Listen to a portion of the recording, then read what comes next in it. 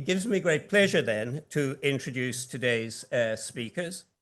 First of all, Professor Kathryn Sutherland, who is a senior research fellow at St. Anne's College here in Oxford.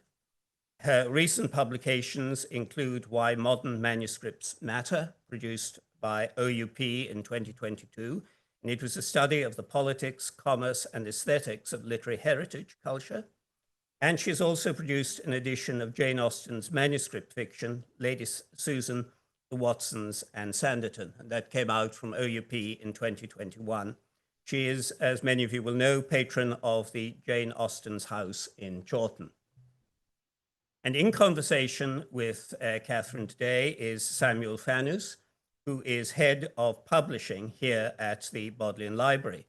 The Bodley publishes a wide range of trade books, all based on the library's very rich collections.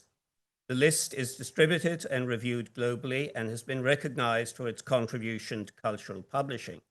Samuel has lectured widely on cultural publishing and advised libraries, museums, and galleries on their publishing programs.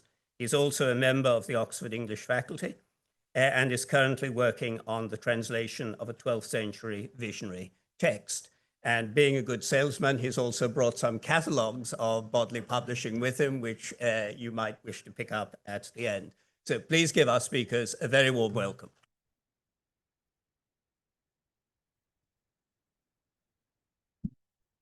Thank you very much. Just before we begin, maybe it's worth saying that this book that we're talking about, that we're discussing today, had its origins a few years ago in a conversation with between Kathryn and the publishing team in the library, and we were thinking ahead. And Kathryn said, "Well, of course you're aware that the 250th anniversary of Jane Austen's birth is coming up, and what have you got planned for it?" And this had registered vaguely on the radar of my memory, my imagination. But I had to confess we didn't have anything specifically planned for it. But as you know, publishers adore anniversaries because they're pegs on which to hang books. So we got talking, and Kathryn explained her idea, and well, sometime later, this is the result. And it's a very interesting and unusual book, and it's a book that seems to have caught the public imagination because it's on its third printing already in less than a year. I want to just begin first, Kathryn, before we talk about the contents of the book, by asking you just one or two general questions about Jane Austen's life and why we're still reading her today. I think she has a special connection with her readers, and I think that many people feel that somehow they know Jane better than other authors. And I want to ask why you think that is. Yeah, I think that's true. She's extraordinarily accessible as a writer. You know, if you put a section of a Jane Austen novel alongside a section of any novel by any of her contemporaries, Maria Edgeworth, Walter Scott, Fanny Burney, she looks so different. We can understand immediately what she's writing, and it's stripped back. They are discursive, they're very heavily descriptive. It's a tougher read. And, you know, one of the things that critics like me puzzle over is, where did she get her style from? Because it's not like anything else that anyone at the time is writing. And it still seems fresh to us today. So I think accessibility.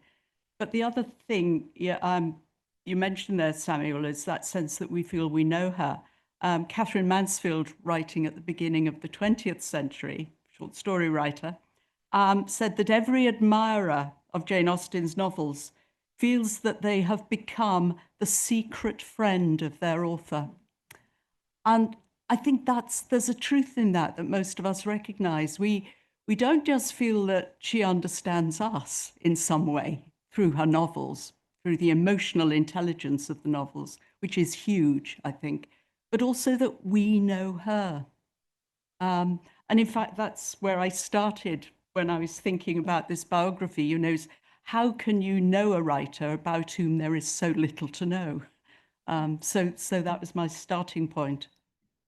I mean, when I think of her in comparison maybe with George Eliot or Charlotte or Emily Bronte, I don't feel I know them at all. But somehow Jane draws you into her world. Yeah. And I don't know, is it something about her world or her connection with her world?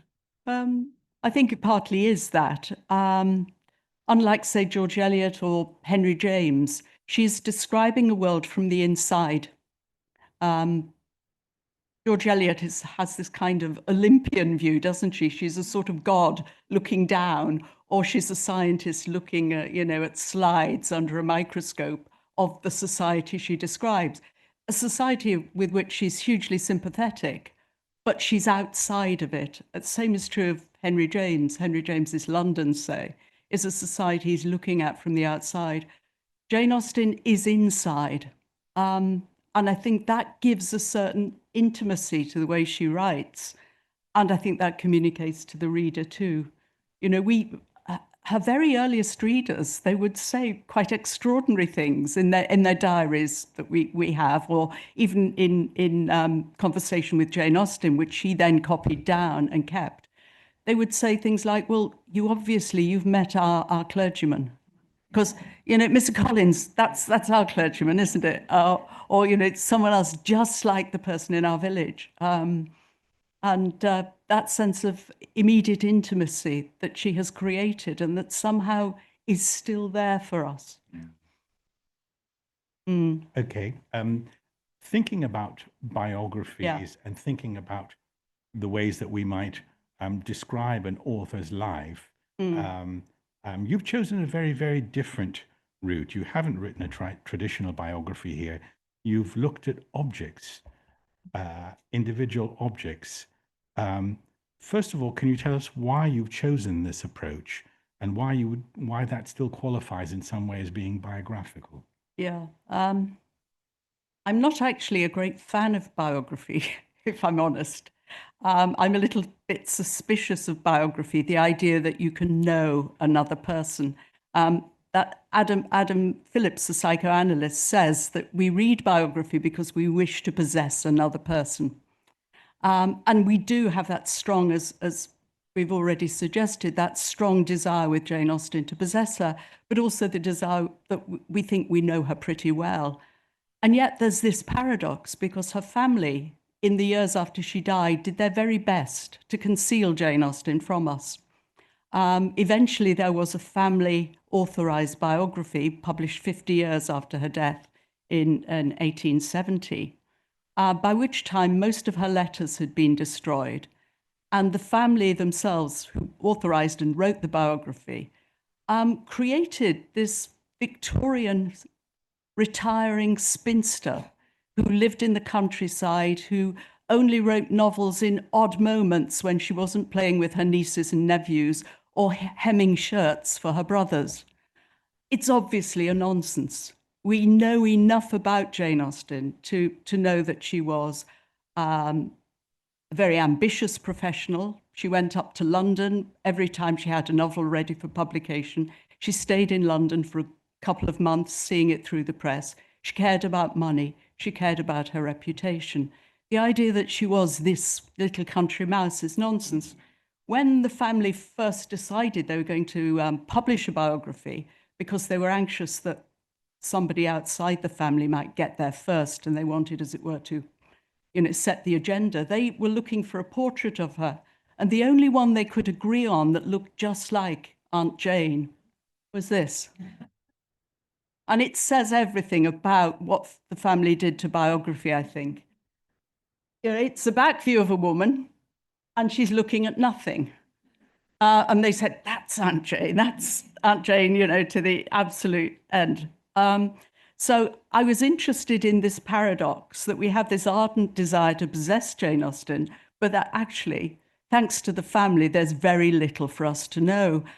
And you might think, well, the family wrote this biography in 1870, but actually it's still the basis of every trade biography that's been published since. They all use this as the source book. So, we have this problem, desire to possess and very little to know. So I thought in a way, 41 objects. Yes, the number of years of her life. It's also a prime number, which kind of mattered to me as well. But I thought it's admitting that what we know is partial. I could have chosen a different 41 objects, but I chose these.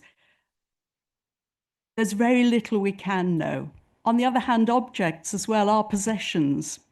And there's something very intimate about an object. It's a kind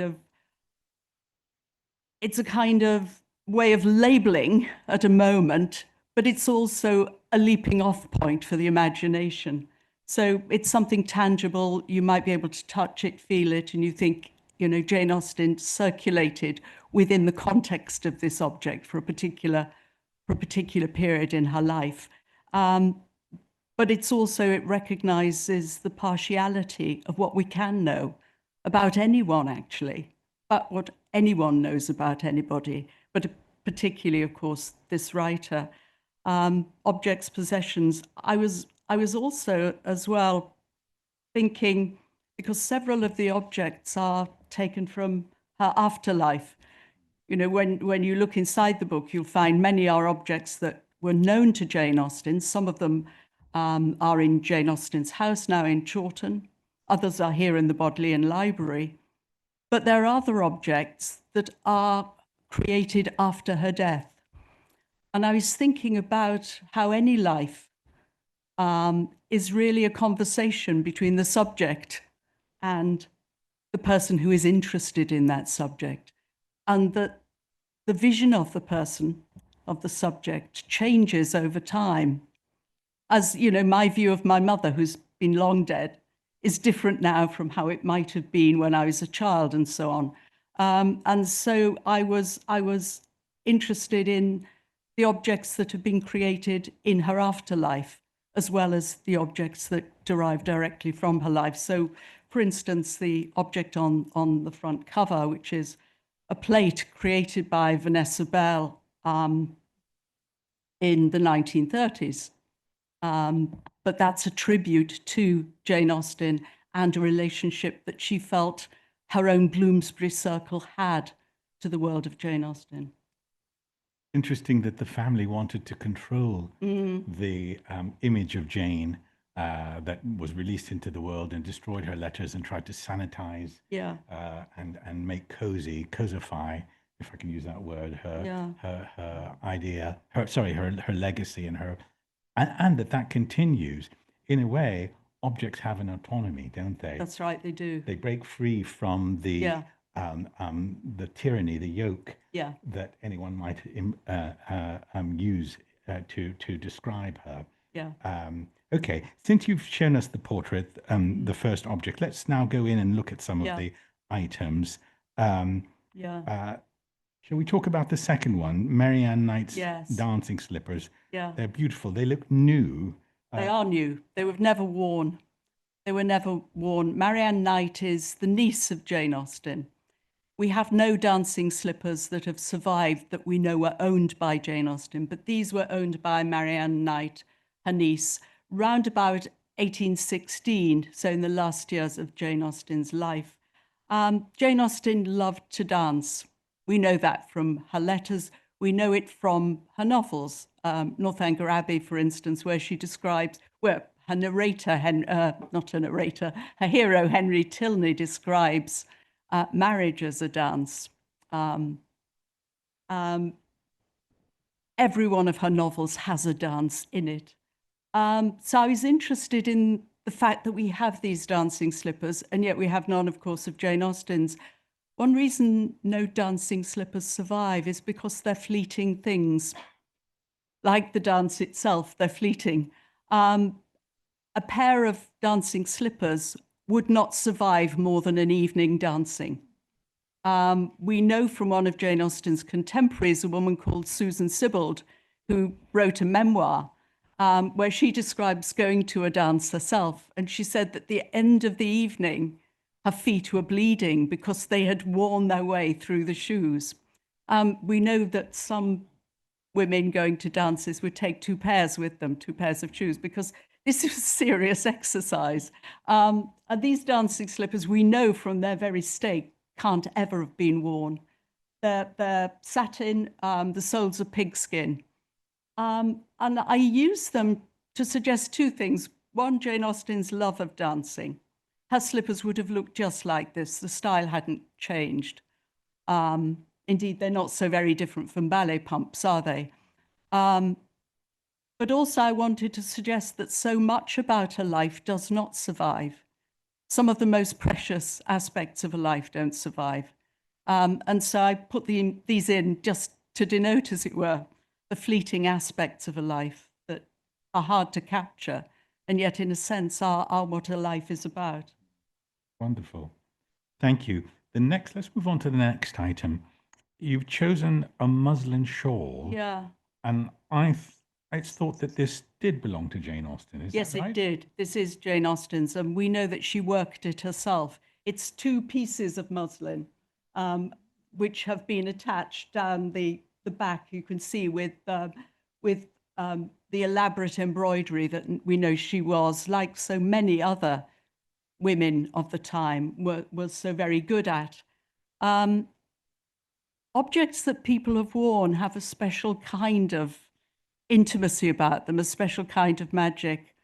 There's a wonderful phrase in one of John Keats, Jane Austen's contemporary, the poet John Keats, one of his letters where he says, "Touch has a memory." And this shawl, we know, was worked and was worn by Jane Austen. We're not quite sure when, but probably the end of the 18th century, so when she was in her 20s. Jane Austen is fascinated by muslin, and it's a muslin shawl, very, very fine cotton. There was a whole politics around muslin at the time, whether your muslin was from India or whether it was an inferior manufacture or from England. This is an Indian muslin shawl, so it links Jane Austen's body to the wider world, the world that we know she belonged to through her sailor brothers, who of course traveled the world, both of them, Frank and Charles. They brought things back from China, from India, from North America, from the West Indies. We also know, of course, that she had an intimate connection with India through her cousin Eliza, who was a huge influence on her early life, even a mentor. Eliza was raised in India in her early years. So the shawl is a way of both linking something that's intimate, that's personal, that's homely, with Jane Austen linking her to a wider world. One of the ways you could tell the difference at the time between Indian and English muslin, Indian muslin was just a finer handmade material.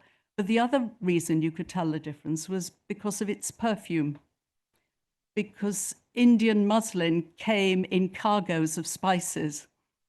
And so when Jane Austen wore this muslin shawl, it would still have smelt of cinnamon and cloves. It's in Jane Austen's house. There's no scent to it now, but I like to think that when she was wrapped in it, she was also wrapped in spices, which of course is not the case with the English inferior muslin.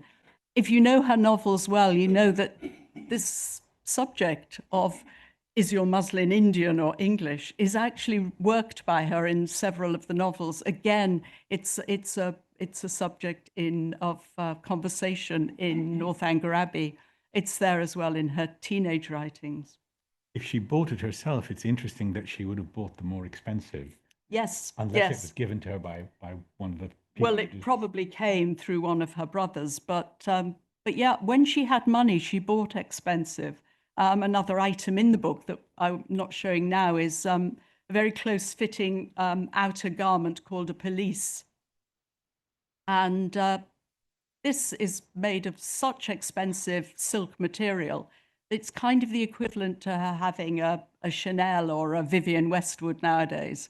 You know, really, really was top end. And that was made around about 1814 when she was earning money from her novels. So yeah, she enjoyed the good things when she had the money to buy them. Material girl. She was a material girl, as most of us are, really. Material girls and boys, aren't we? Wonderful. Let's move to the next item now, which is, I think, a bit unusual. It's Yeah. a piece of wallpaper, and maybe we don't normally expect a fragment of wallpaper to reveal something about an author. Why have you chosen this, Kathryn? Yeah, I should say two things. One of the things, but it has two, as it were, references that I wanted to get over in the book was that Jane Austen is a novelist, and she's a novelist who pioneers a particular kind of novel. No one is writing the kind of novel before she, as it were, writes it. And there are 2 points to make about that. One is that her novels are about ordinary life. Novels before Jane Austen are filled with the most outrageous plots and events happening. Her novels are about life from the perspective of the ordinary woman. By ordinary woman, I mean a woman of the lesser gentry. So it's not working class woman, but it's a woman of the lesser gentry, the kind of world she lives in, just ordinary things happening, going to visit friends, walking into town to the shops, drinking tea, perhaps having a picnic, having a ball, but nothing out of the ordinary happening. So she pioneers the ordinary novel, and many of my objects deliberately chosen because they're ordinary. The other thing she did, and this is where I think the wallpaper comes in, is she pioneers the novel as a psychological form. Because exciting things aren't happening in the outside world in her novels, she drives the interest into her central character. So things that are going on inside the central character, the heroine. And the domestic world becomes a kind of space for self-expression. And I was interested in the fact that a phrase is coined in Jane Austen's lifetime. It's actually coined in 1808. And the phrase is interior decoration, how you decorate your home. And at the same time, Jane Austen writing this novel of the inner life, but also psychologists are beginning to be interested in the domestic space as a kind of theatre for self-expression, and for women more than any, because of course women are confined to the domestic space. So I was interested in this wallpaper. We can date the wallpaper to when Jane Austen lived in Chawton Cottage. A few of us, we found it actually in 2018 inside a cupboard when we were doing up the dining room in Jane Austen's house in Chawton. We can date it because wallpaper throughout Jane Austen's lifetime was taxed, and it has a tax stamp on the back. Wallpaper was taxed, I think, from 1712 through to 1836. And it's possible to date the paper. So we know that it was hanging on the walls when Jane Austen lived there. It was hanging in the dining room where she wrote. And I became very interested in the fact that this was, as it were, her outer space as she was writing. And I wanted to link it, and I have linked it, in fact, to her teenage writings. In her teenage writings, she has a particular story called Kitty or the Bower, in which her young heroine, who is a kind of forerunner of Elizabeth Bennet, when she wants to be alone and just to muse and to think, she goes and sits inside a leafy bower and she reads. And I thought of Jane Austen herself, all these years later, sitting in Chawton Cottage, no longer a teenager. She'd written this story, Kitty or the Bower, when she was 16. Now she's 36. And she's sitting inside a leafy bower, and I like to link that to what she's doing, and I wondered if, maybe she was thinking back to her teenage writings. But I was also very much interested in something that Virginia Woolf says. And Virginia Woolf says that, women have lived inside the home for centuries. She says this in A Room of One's Own. Women have lived inside the home for centuries, that the very walls are suffused with their creative consciousness. And so I like to think that, that there is some kind of link between Jane Austen sitting in the dining parlour writing her novels and this paper that's surrounding her. Lovely thought. And especially the leafy bower recreated in wallpaper. Yeah. I mean, somebody said to me, because there's the modern, we've now got replica paper on the walls in the dining parlour. And somebody said to me, could she really write with that paper screaming at her? Well, apparently she could. Which leads us on to our next item, Jane Austen's writing table. And I think you've actually been able to infer quite a bit from this piece of furniture. Yeah, and this is one of the most iconic objects associated with Jane Austen. It's the table at which she wrote. We know for certain it's the table at which she wrote. Its diameter is 47 centimeters, which is 18 and a half inches. Really small, really small. And I think from the table, you can glean a certain amount about the kind of writer she was. I mean, she obviously didn't have room for the kinds of things that you and I might have now on our table, the kinds of things we have here. You know, you'd have books scattered about, you'd have a coffee mug, you'd have all kinds of stuff lying around. You might even have a photograph of somebody. This is a very tiny space. It's a highly focused space.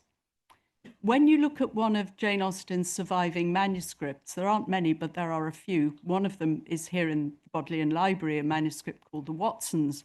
You realize that she is writing on very small pieces of paper. She creates little booklets that she makes for herself by folding paper down. And she's writing into these little booklets on this little table. She's an enormously thrifty writer. She's a writer who, in a way, disciplines herself right from the start. Very little space to sit at, focused in on that. Small sheets of paper. She doesn't seem to have wasted paper at all. In fact, she seems to be a one-draft writer. In other words, she's writing, correcting, deleting, revising, all onto a single booklet at any one time. Extreme thrift, extreme economy. I think you sense something of that from the novels when you read them, because she doesn't waste words. As I said at the beginning, she's not an elaborate, descriptive, discursive writer. She's focused, she's homes in on what really matters. But I think all that thriftiness, in a way, you can bring it back to this table. Very recently, we had the table re-examined in the last few months. After the book went to press, we had the table examined for insurance purposes. And the person examining it, the specialist, noticed that it is worn at the edges in a particular way. The very edges of the table are worn, and they can only have been worn by somebody resting against it. If the table were used for anything else, just for, say, holding cups or a tray or something, the edges wouldn't be worn. Only human pressure has worn the table away. So we were quite excited by that. But yeah, I think you can learn a lot just from the writing table. Fascinating.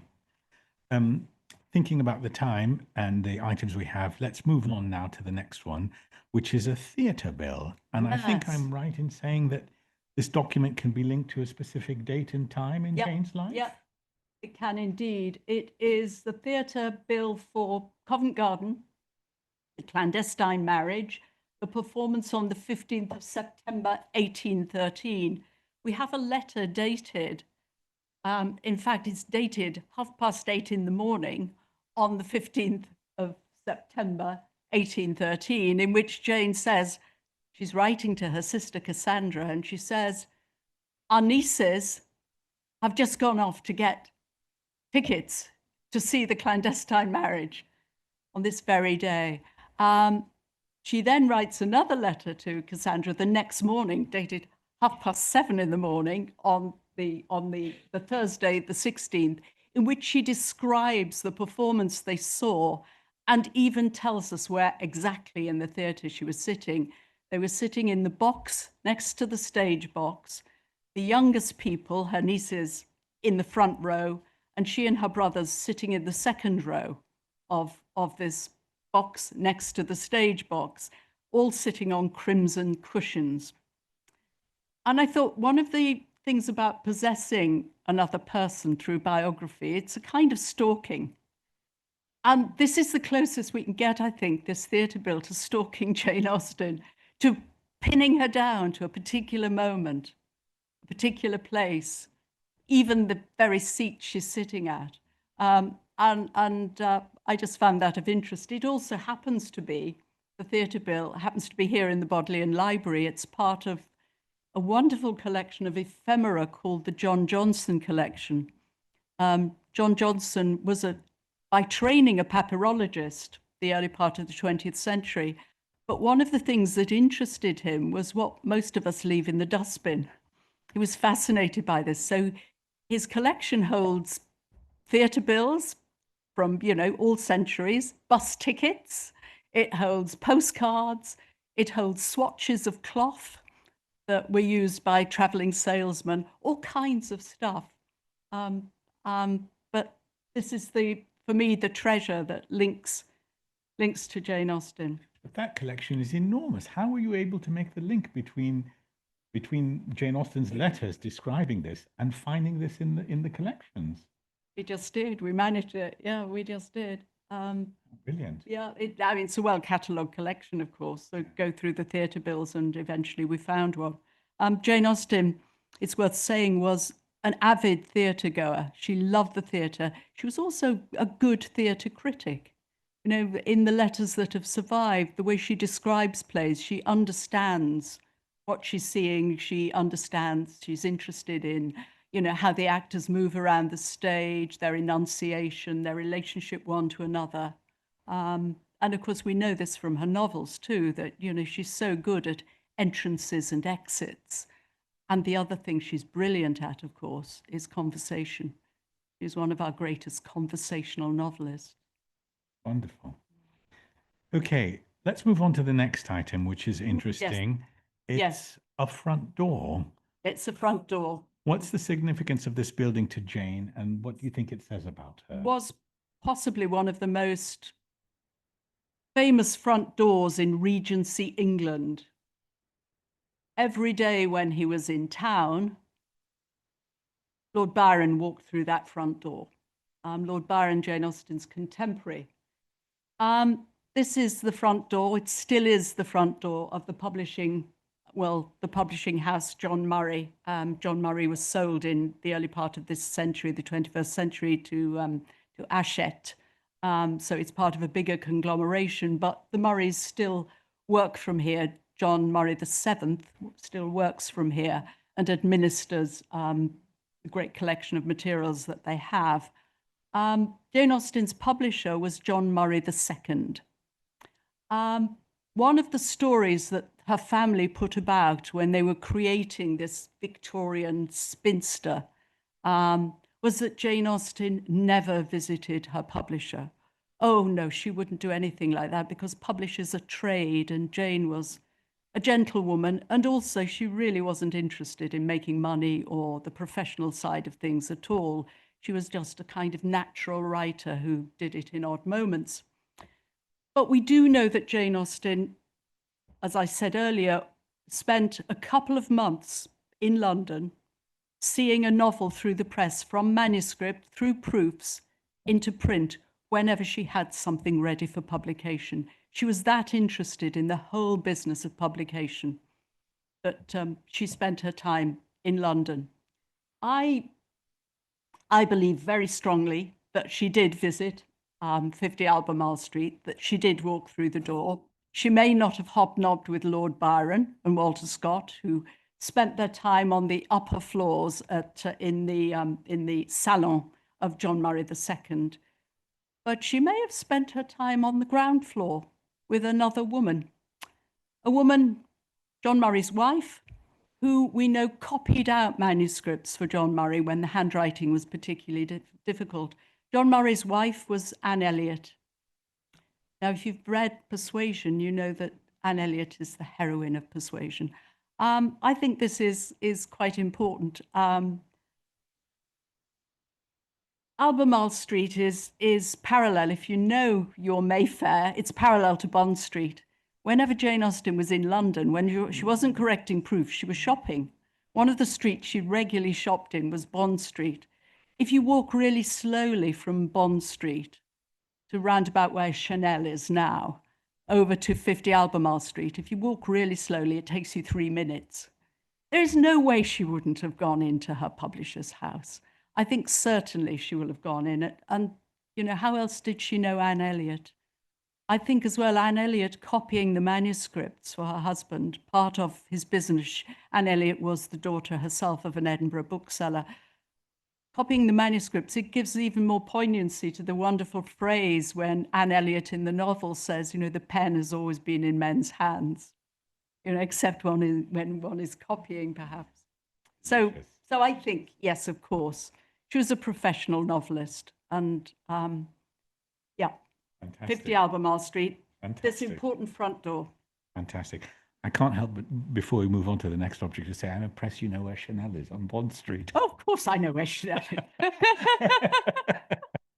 Can't you tell?